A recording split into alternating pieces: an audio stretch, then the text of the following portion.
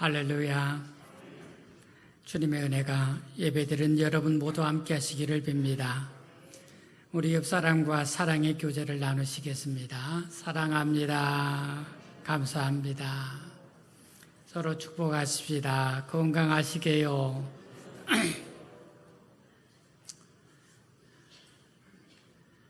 여러분, 올해는 참 이상한 해라고 생각이 듭니다. 우리 인생에 기억될 만한 그런 해가 아닌가 생각이 듭니다. 올해 세상의 모든 성도들은 이전에 경험하지 못한 일을 경험하게 되었습니다. 성도들에게 있어서 경험이란 코로나19로 인해서 예배당에서 예배드리지 못하는 일이 발생한 것입니다. 그동안 교인은 성도들에게 주일 성수를 그렇게 가르쳤습니다. 그래서 성도들은 주일 성수를 생명처럼 알고 신앙생활을 해왔습니다. 그런데 주일 예배를 드리지 못함으로써 많은 혼선이 온 것입니다. 신앙에 혼란이 오고 혼선이 일어났습니다. 이 문제를 어떻게 해야 될까? 주일을 범하다니 하는 그런 마음도 있고, 성도들이 주일을 예배당에 못 올 때 물론 가정에서 기도도 하고 개인적으로 예배를 드린 분들도 있지만 많은 어려움들이 신앙적으로 있었습니다. 그런 시간이 언제든 다시 재발할 수도 있겠지만 다시 그런 일이 없기를 바라는 마음으로 여러분과 함께 11월 한 달 동안 5주간인데 예배에 관해서 말씀을 나누려고 생각했습니다. 그 중에 여러분과 오늘은 요한계시록의 19장에 있는 하늘의 예배에 관한 말씀을 여러분 본문으로 읽었습니다. 하늘의 예배는 우리가 세상에서 드리는 모든 예배의 원형으로, 세상에서 오늘도 많은 사람들이 예배를 드리는데 이 모든 예배의 가장 중요한 부분이 바로 하늘에 있고, 그 하늘의 예배가 우리가 드린 예배의 원형이다. 그런 관점으로 읽어야겠습니다. 히브리서는 우리가 이 땅에서 하나님을 섬기는 일은 하늘에 있는 것의 모형이다 가르칩니다. 하나님을 섬기는 모든 일들이 다 하늘에 정해져 있고, 우리가 세상에서 하는 일들은 하늘에 있는 것의 그림자, 모형과 같은 것이다. 성막이나 성전도, 그리고 하나님을 섬기는 모든 제도와 방법도 다 하늘에 있는 원형을 따라서 이 세상에서 행하는 모형이다. 이렇게 말합니다. 그것을 이어서 오늘 우리의 말로 말하면, 우리가 세상에서 드리는 예배는 영원한 하늘의 예배를 미래에 우리가 그렇게 드릴 것인데 이 세상에서 맛보는 것이다. 지금 우리가 이 땅에서 드리는 모든 예배는 장차 하늘에서 드릴 영원한 예배를 미리 맛보는 것이다. 우리가 그렇게 이해를 할 수 있겠습니다. 그래서 오늘 이 땅에서 우리가 드리는 예배의 의미를 잘 이해를 하려면, 즉 하늘의 예배, 꼭 하늘 예배의 원형, 그것을 잘 살펴봐서 그래서 예배가 뭘 의미하는지를 알게 된다 하는 것입니다. 여러분과 함께 읽은 오늘 말씀에서 할렐루야가 4번 나옵니다. 물론 할렐루야를 수도 없이 할 수 있겠습니다. 그런데 이 할렐루야는 의미 없이 하는 것이 아니라 분명한 내용을 가지고 할렐루야를 하고 있어요. 그래서 이 4번의 할렐루야는 그 내용, 할렐루야 하나 한 번씩 할렐루야가 마다 그 할렐루야의 내용을 담고 있는데 그것이 예배의 내용이다, 의미다 하고자 말씀드리고자 합니다. 첫째로 한번 따라서 합시다. 예배는 구원하신 하나님을 찬양하는 것입니다. 여러분 먼저 1절 읽어보시죠. 1절 같이 읽겠습니다. 같이 읽겠습니다. 이 일 후에 내가 들으니 하늘에 허다한 무리의 큰 음성 같은 것이 있어 이르되 할렐루야, 구원과 영광과 능력이 우리 하나님께 있도다. 사도 요한이 patmos섬이라는 곳에서 하나님으로부터 환상과 계시를 받았어요. 그 환상과 계시를 요한계시록에 기록했는데 이 계시록에 하늘 예배 모습이 몇 군데 나옵니다. 요한계시록 4장에도 하늘 예배가 기록되어 있고 요한계시록 19장에도 하늘 예배가 기록되어 있습니다. 이 일 후에 내가 들었다. 이것은 단지 무슨 소리만 들었다는 것이 아니라 사도 요한이 본 큰 환상 중에 모든 것을 전체로 확실하게 보았다는 뜻입니다. 사도 요한은 수많은 무리가 하늘에서 하나님을 찬양하는 소리를 들었습니다. 허다한 무리의 큰 음성을 들었다고 그랬는데 단순히 소리가 큰 것을 들었다는 말이 아니라 아주 중요한 내용을 들었다는 것입니다. 큰 소리, 큰 음성을 들었는데 큰 소리를 들었다. 무슨 뜻인지 알지 못하는 큰 소리를 들었다는 것이 아니라 분명한 중요한 내용을 말하고 있는 큰 음성을 들었다는 뜻입니다. 하늘은요, 하나님이 거주하시는 영역을 뜻합니다.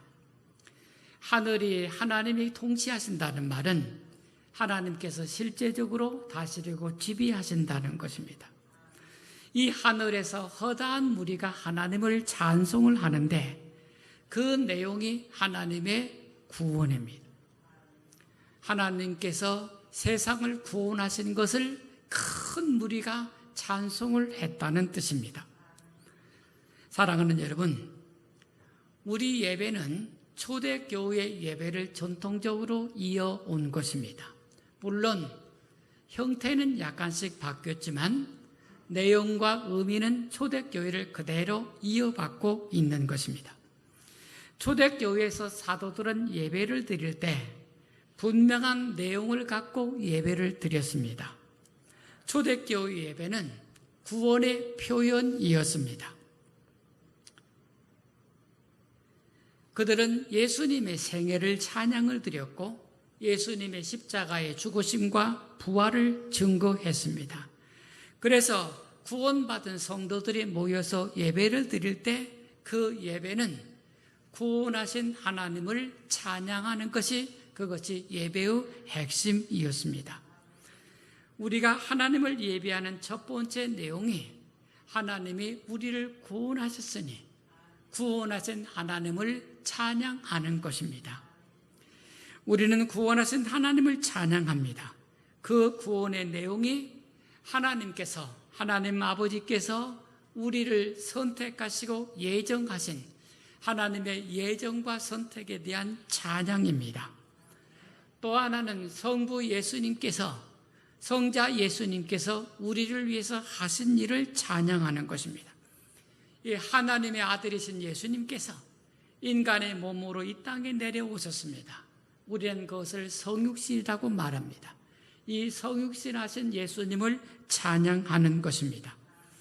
이 성육신하신 예수님께서 세상에 오셔서 많은 말씀들을 가르쳐 주셨습니다. 주님의 주신 모든 말씀을 찬양하는 것이 예배입니다. 주님께서는 가난한 자를 사랑하시고 병든 자를 고쳐주셨습니다. 이렇게 주님의 생애를 찬양하는 것이 예배입니다. 주님께서는 우리를 위해서 십자가에 못 박혀서 죽으셨습니다. 이렇게 우리 죄를 대속하시기 위해서 십자가에 죽으신 주님을 찬양하는 것입니다. 무덤에 묻히신 주님께서 사흘 만에 부활하셨습니다. 주님의 부활은 우리에게 영생을 주시기 위해서 부활하신 것입니다. 이와 같이 예수님의 성육신과 십자가의 죽으심과 무덤에서의 부활과 그리고 승천 그리고 다시 오실 주님을 찬양하는 것이, 재림하실 주님을 찬양하는 것이 바로 구원하신 하나님을 찬양하는 것입니다. 초대교회는 이와 같이 자기를 구원해 주신 예수님께 무한한 찬양과 영광을 돌렸고 그것이 예배의 핵심이었던 것입니다. 오늘 우리가 드리는 예배도 실은 예배는 모든 예배는 우리를 구원하신 그분께 찬양을 드리는 것이 우리의 예배의 핵심이 되는 것입니다. 두 번째입니다. 따라서 합시다. 예배는 하나님의 주권을 찬양하는 것입니다. 자, 여러분과 두 번째 할렐루야를 읽어보시겠습니다. 2절입니다. 2절입니다. 같이 읽겠습니다. 그의 심판은 참되고 의로운지라 음행으로 땅을 더럽힌 큰 음녀를 심판하사 자기 종들의 피를 그 음녀의 손에 갚으셨도다 하고 두 번째로 할렐루야 하니 그 연기가 세세토록 올라가더라. 요한계시록은 고난받는 하나님의 백성들을 기록하고 있어요. 그리고 고난받는 하나님의 백성들을 고난을 주는 악한 세력들을 가리켜서 음녀 또는 바벨론이라고 표현을 하고 있습니다. 그런데 하나님을 예배하면서 찬양을 드리는데 두 번째 찬양의 내용이 하나님의 심판입니다. 그의 심판은 참되고 의로운지라. 하나님을 찬양하는 근거가 있는데 그것이 세상의 악에 대한 하나님의 심판을 찬양한다고 말하고 있는 것입니다. 여러분, 교회 예배는 영광스러운 승리의 예배인 것입니다. 교회가 승리의 찬양을 부르는 두 번째 근거는 바벨론의 죄악이 심판되었기 때문입니다. 이렇게 하나님을 대적하는 악한 세력을 심판하시는 것은 그들이 하나님의 백성들, 하나님의 종들을 핍박하였기 때문입니다. 그래서 하나님께서는 자기 종들의 피를 그의 손에 갚으셨다 이렇게 말씀합니다. 이것이 하나님의 심판의 내용입니다. 하나님은 참되고 의로우십니다. 하나님께서는 그의 자녀들이 이 땅 위에서 핍박을 받았는데 그 핍박한 자들에 대한 하나님의 보응을 말씀하신 것입니다. 그래서 두 번째 할렐루야 하고 부른 것입니다. 이렇게 할렐루야를 불렀더니 연기가 세세토록 올라갔다 했습니다. 여러분, 성경의 연기가 의미가 여러 가지 있어요. 하나는 성도들의 기도를 가리켜서 연기라고 표현할 때도 있습니다. 구약의 제사에서 향불을 피우는데 그 향불이 하늘로 올라가는 것을 연기라고 표현한 부분도 있습니다. 그런데 요한계시록에서 말하는 이 연기는 하나님이 죄악된 것을 심판을 하셔가지고 그 심판의 결과로 불의 심판을 받아서 연기가 났는데 그 연기가 하나님의 심판의 권능으로 심판받은 세상에서 연기가 하늘로 올라가는 것, 바로 그 연기가 세세토록 올라간다 하고 표현하고 있는 것입니다. 그래서 여러분, 이 두 번째 할렐루야가 가르치는 것은 세상에 하나님의 주권을 선포하고 있는 것입니다. 우리가 교회에서 예배를 드립니다. 여러분이 드린 예배는 이 세상에 대한 하나님의 주권을 선포하고 있는 것입니다. 여러분이 앉아서 하나님께 기도드리고 찬양하며 예배를 드릴 때 여러분의 예배는 이 온 세상은 하나님이 다스리시고 하나님이 심판하신다는 하나님의 주권을 선포하는 것이 여러분의 예배라는 말씀이 되겠습니다. 여러분, 이제 세 번째 할렐루야를 보시겠습니다. 따라서 합시다. 예배는 모든 존재들이 마땅히 해야 할 일입니다. 여러분, 4절 5절 읽으시겠습니다. 4절 5절입니다. 같이 있습니다. 또 24장로와 네 생물이 엎드려 보좌에 앉으신 하나님께 경배하여 이르되 할렐루야 하니 보좌에서 음성이 나서 이르되 하나님의 종들 곧 그를 경외하는 너희들아 작은 자나 큰 자나 다 우리 하나님께 찬송하라 하더라.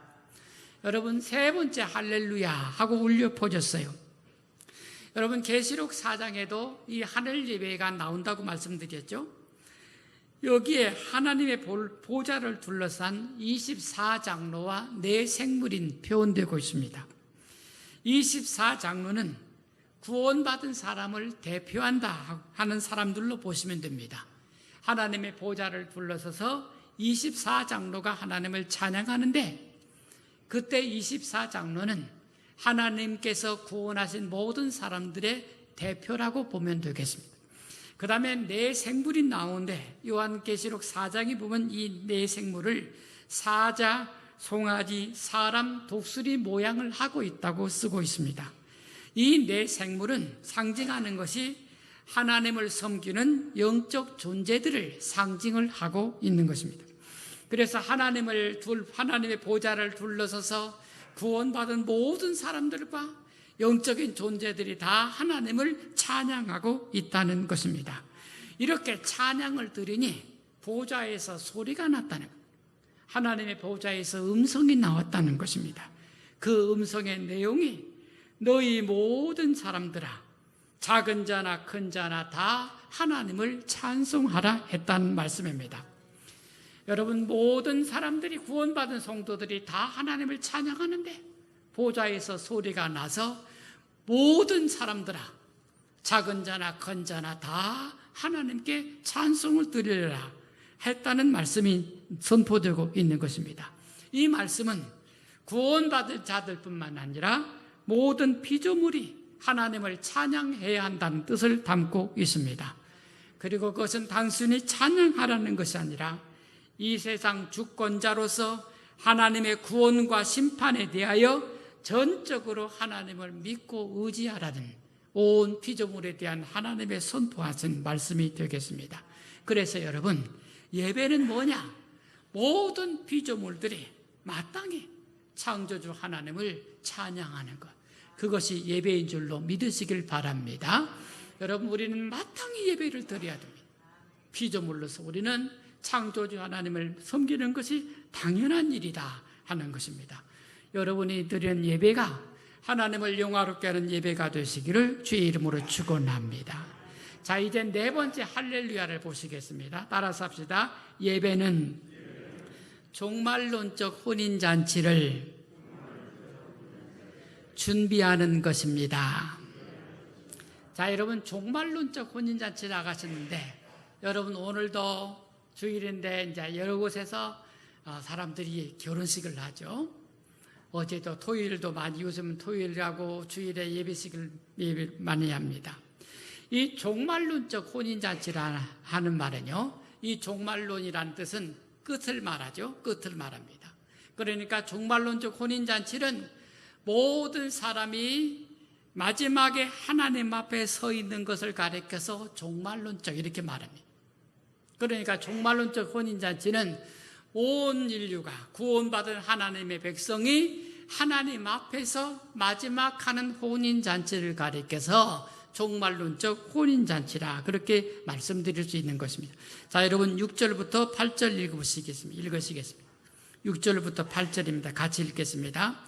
또 내가 들으니 허다한 무리의 큰 무리 음성과도 같고 많은 물소리와도 같고 큰 우레소리와도 같은 소리로 이르되 할렐루야, 주 우리 하나님 곧 전능하신 이가 통치하시도다.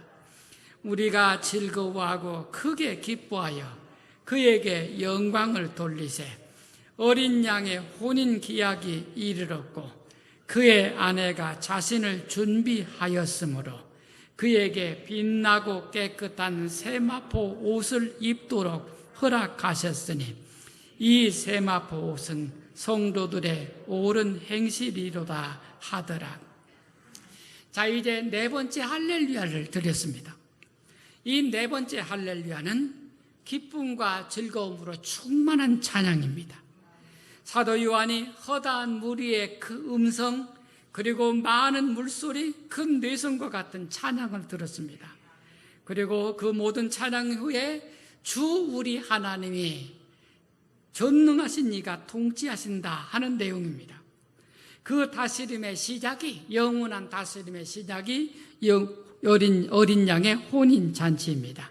그래서 혼인잔치 자리에 모든 사람들이 신부가 되어서 어린 양과 혼인잔치가 시작되는데 이때 아멘 할렐루야 하고 찬양을 드렸습니다. 이렇게 혼인잔치를 하는데 이 네 번째 할렐루야는 우리가 드린 예배가 어린 양의 하나님과 주님과의 거룩한 혼인 예식임을 선포하고 있는 것입니다. 여러분은 이 예배 자리에서 영원하신 그리스도와 함께 생명의 언약을 맺고 있는 것입니다. 여러분, 구약 성경에서는 하나님과 이스라엘 백성들의 관계를 혼인 관계로 표현을 했습니다. 이 개념은 신약에서도 그대로 반영되어서 예수 그리스도는 줄곧 교회와 성도의 신랑으로 묘사되었습니다. 예수님은 여러분 모두의 신랑이시라는 것이고 여러분 주님의 신부라는 것입니다. 예수님은 하나님의 나라를 혼인잔치의 즐거움으로 표현하셨습니다. 또 사도 바울은 그리스도와 교회의 관계를 부부관계로 표현을 하셨습니다. 그것은 그리스도와 성도의 관계가 얼마나 깊은 관계인지를 표현하고 있는 것입니다. 주님과 우리의 관계는 부부관계예요. 하나님이 짝지어주신 부부관계라는 것입니다. 그 관계가 이제 하나님 앞에서 영원한 세상이 다 심판이 끝나고 구원받은 성도들이 하나님 앞에서 딱 섰어요. 어린 양 예수 그리스도와 우리를 구원하신 주님과 구원받은 성도들의 영원한 생명의 축제가 시작되는데 그게 어린 양의 혼인잔치라는 것입니다. 그래서 천국의 혼인잔치가 열리게 되었습니다. 우리가 이 땅에서 드리는 예배는, 오늘도 여러분이 드리는 예배는 바로 이 천국의 영원한 혼인잔치를 준비하는 것인 줄로 믿으시기를 축원합니다. 성도는 빛나고 깨끗한 세마포를 입게 됩니다. 그리고 이 세마포를 설명하기를 성도들에게 행실이라 했습니다. 여러분, 이 성도들의 행실할 때 행실은 우리가 착한 일을 행해서 그 행실을 말하는 것이 아닙니다. 성도들의 행실이라 했을 때 행실은 내가 오늘 살아가는 내 삶을 이야기하는 게 아니라는 것입니다. 그리스도께서 우리에게 하신 일을 우리가 믿은 것을 가리킵니다. 내가 세상에서 어떻게 살았든 물론 착하게 살아야죠. 그러나 내가 그리스도 앞에서 구원받은 자로서 내가 한 일이 있습니다. 나를 위해 십자가에서 대속의 피를 흘려주신 그분을 나의 구주로 영접한 것, 이것이 바로 내 행실인 것입니다. 바로 이 행실을 가리켜서 세마포라 표현하고 있는 것입니다. 그래서 이 세마포를 우리에게 입혀주시는 분은 내가 아니에요. 주님께서 나에게 세마포를 입혀주시는 것으로 믿으시기를 바랍니다. 그리스도께서 자신의 신부를 자신의 보혈로 깨끗하게 하셔서 세마포를 입혀주시고 신부로 삼으신다는 말씀입니다. 그래서 여러분, 이 영원한 하늘 예배는 네 번째 할렐루야는 어린 양과 구원받은 하나님의 백성과의 영원한 혼인 예식을 설명하고 있는데, 오늘 우리가 이 땅에서 드리는 예배는 장차 종말론적으로 하나님 앞에서 우리가 어린 양과 할 혼인 예식에 준비하는 것이다. 우리가 주님과 아름다운 연합을 이루기 위해서, 주님과 아름다운 신랑 신부의 부부관계를 맺기 위해서 오늘 우리 예배는 그 영원한 예배의 준비다 하는 것을 여러분이 믿음으로 받으시길 축원합니다. 미래의 영원한 시간에 우리는 주님과 생명의 잔치에 참여하게 될 것입니다. 사랑하는 여러분, 우리는, 그리고 교회는요, 그동안 예배를 주일 성수의 의미로 가르쳐 왔습니다. 주일 성수는 성도의 마땅한 의무입니다. 그런데 의무라고 하면 억지로 한다는 의미도 들어가 있습니다. 하기 싫은데 의무이니까 그런 의미도 담겨져 있습니다. 그런데 여러분, 우리가 앞으로 예배를 같이 나눠갈 때 예배는 그런 무슨 억지로 하는 일이 아닙니다. 예배는 여러분 모두가 하나님을 사랑하는 행위인 줄로 믿으시길 바랍니다. 여러분을 사랑하신 하나님께서는 여러분을 구원하신 것입니다. 독생자 예수님을 세상에 보내주시고 그 아들의 십자가의 보혈을 통해서, 그 아들의 고통을 통해서 우리를 사랑하시고 우리를 구원하셔서 우리를 영원한 생명으로 인도하신 것입니다. 이렇게 우리를 사랑하신 하나님께 찬양과 영광을 돌리는 것이 예배인 것입니다. 그러니 여러분이 언제나 기쁨으로 예배하기를, 구원하신 하나님을 찬양하는 예배를 드리기를 주의 이름으로 축원합니다. 우리는 예배를 통해서 하나님과 연합을 이루게 됩니다. 예배는 우리가 하나님 안에서 영생하는 것, 그 일부를 이 세상에서 맛보고 살아가는 것입니다. 한산교회 모든 성도님들이 언제나 예배의 기쁨 안에 살아서 이 세상에서 사는 동안은 여러분에게 예배가 늘 즐거움과 행복이 되기를 주의 이름으로 축원합니다. 기도드리겠습니다.